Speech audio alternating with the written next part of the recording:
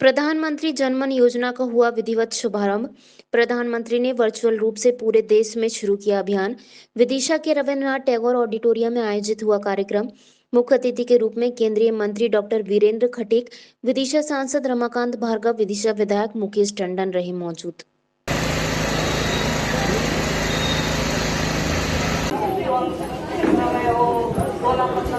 सामर्थ्यवान है, इतनी चीजों को समझती है, सब लोग गर्व आने वाला स्वामी गारू, आप इतना बढ़िया तरीके से बोलते हैं। कम पैसे देते हैं हम और अभी तो सर मैं बीच में एक ही अनुरोध करना चाह रहा हूँ सर कि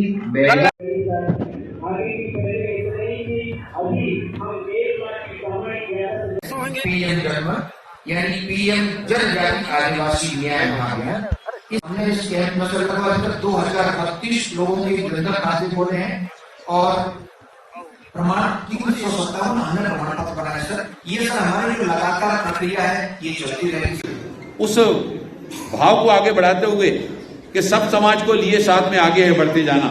सबका साथ, सबका विकास, सबका विश्वास और भारत को आत्मनिर्भर बनाने में सभी का सामूहिक प्रयास। जब हम सभी को सामूहिक प्रयासों की बात करते हैं तो उन प्रयासों में हमारे अंतिम छोर पर रहने वाले हमारे ये शहरिया बंधु भी उसमें आते हैं। विदिशा जिले में प्रमुखता से और हमारे शहरिया वन बंधु जो है ना, इनकी संख्या लगभग 36,475 और 286 बस्तियों में हमारे ये शहरिया वर्ग के बंधु हमारे रहते हैं। इसके बाद हमारे मध्य प्रदेश में शिवपुरी में, श्योपुर में, शहडोल में और गुना में, इनमें भी बहुत बड़ी संख्या में हमारे शहरिया बंधुओं के साथ साथ बेगा, भारिया और हमारे ऐसे दूसरे बंधु पाए जाते हैं। इन सभी के सामूहिक इनके विकास के लिए, इनको आर्थिक रूप से सशक्त बनाने के लिए, समाज के विकास में इनका योगदान जोड़ने के लिए, देश के विकास में इनका योगदान जोड़ने के लिए और 2047 में जो भारत को विकसित राष्ट्र बनाने का विजन लेकर देश के प्रधानमंत्री आदरणीय नरेंद्र मोदी जी चल रहे हैं, उस विजन के सपने को साकार करने में हमारे शहरिया वर्ग के बंधुओं का भी योगदान जुड़े। मैं जब यहाँ पर कार्यक्रम स्थल पर आया तो आने पर मैंने देखा कि हमारे जिला प्रशासन के द्वारा अलग अलग स्टॉलों पर स्टॉल लगाए गए हैं। उन स्टॉलों में एक और जहां शासन के द्वारा जो योजनाएं हैं उनके द्वारा उनको जो लाभ पहुंचाया जाना है वो काउंटर भी लगाए गए हैं। मैं ऐसे काउंटर पर पहुंचा जहां पर देखा कि हमारे आदिवासी वर्ग के बंधुओं के द्वारा मेटल की, बांस की और भी कोसे के वस्त्र की बहुत अच्छी अच्छी चीजें, यानी इनके अंदर क्षमताओं की कमी नहीं है, इनके अंदर प्रतिभाओं की कमी नहीं है, इनके अंदर कौशल की कमी नहीं है, इनके अंदर सब तरह की प्रतिभाएं इनके अंदर मौजूद हैं। उन प्रतिभाओं को कौशल ट्रेनिंग के साथ में जोड़ करके आगे बढ़ा करके एक और उनको उस परिवार को सशक्त बनाना। जब एक परिवार सशक्त होता है, केवल एक व्यक्ति के साथ में परिवार अकेला सशक्त नहीं होता है, बल्कि परिवार के साथ साथ वो समाज भी सशक्त। यात्रा का एक प्रमुख आधार है पीएम जनमन यानी पीएम जनजाति आदिवासी न्याय महाअभियान। इस महाअभियान के अंतर्गत हमारी सरकार उन आदिवासी भाइयों बहनों तक पहुंचेगी जहां तक अभी तक पहुंचने के प्रयास नहीं किए गए। और मिशन का लक्ष्य है कि 75 विशेष रूप से कमजोर जो जनजातीय समूहों का, उनका सर्वांगीण विकास, आधारभूत सुविधाओं का सुदृढ़ीकरण करना, जिससे कि वो आजादी के 75 साल तक वो वंचित रहे हैं। केंद्रीय जनजाति हमारे जो समाज है, भारत सरकार के द्वारा ऐसे जनजाति समाज के 75 विशेष रूप से कमजोर वर्ग के उत्थान के लिए, विकास के लिए भारत सरकार के अलग अलग विभागों के द्वारा भी संयुक्त रूप से ये जो मिशन का लक्ष्य चलाया गया है, इसमें केंद्रीय जनजाति, ग्रामीण विकास, जल शक्ति, स्वास्थ्य एवं परिवार कल्याण, शिक्षा एवं कौशल विकास, नारी एवं बाल कल्याण,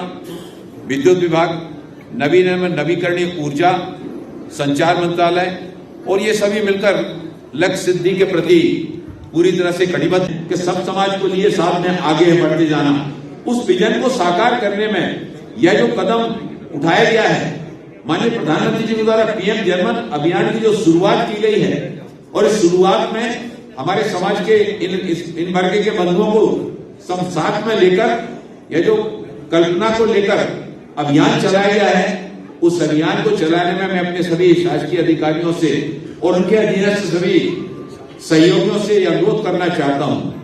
कि हृदय की संवेदनशीलता के साथ में जिस तरह से देश के प्रधानमंत्री आदरणीय नरेंद्र मोदी जी सब समाज को लिए साथ में आगे बढ़ते जाने भावनाओं के साथ में इस योजना को लेकर आगे आए हैं, हम सबकी सामूहिक जिम्मेवारी है कि यह योजना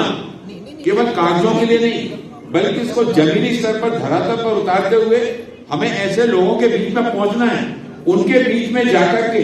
हम योजनाओं को कैसे उन तक पहुंचा सकते हैं, योजना के साथ में उनको जोड़ करके उनको कैसे हम सशक्त बना सकते हैं, उनका सशक्तिकरण यानी समाज का सशक्तिकरण, उनका सशक्तिकरण यानी प्रदेश का सशक्तिकरण, उनका सशक्तिकरण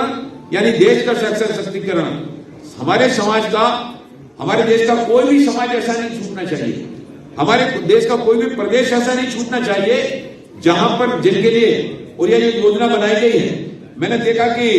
चाहे वो आंध्र प्रदेश की बात हो, छत्तीसगढ़ की बात हो, फिर गुजरात की बात हो, कर्नाटक की बात हो, केरल की बात हो, उड़ीसा की बात हो, राजस्थान,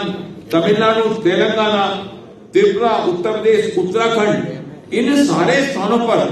ये हमारे जो 75 जो जातियों को जो चिन्हित किया गया अनुसूचित जाति वर्ग की,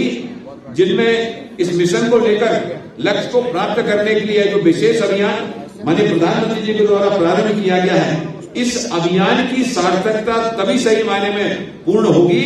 कि जिनके लिए यह योजना बनाई गई है उन योजनाओं को पहुंचाने में हमारे सभी यहाँ एक और हमारे प्रशासनिक अधिकारी, वही हमारे सभी जनप्रतिनिधिगण, हम सब सामूहिक रूप से, चाहे वो आवास की बात हो, चाहे वो आयुष्मान कार्ड की बात हो, वहां पर सुदूर क्षेत्रों में सड़क को पहुंचाए जाने की बात हो, उनके क्षेत्र में शिक्षा को पहुंचाए जाने की बात हो, उनको किसान सम्मान निधि, उनके किसान क्रेडिट कार्ड, उनके वन अधिकार अधिनियम पट्टे, उनके जाति प्रमाण पत्र, उनको राशन कार्ड की बात, और इसके साथ ही साथ शिक्षा के अवसरों के साथ में जोड़ते हुए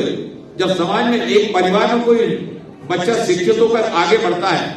और शिक्षित होकर आगे बढ़ता है, वो अपने लक्ष्य को प्राप्त करता है,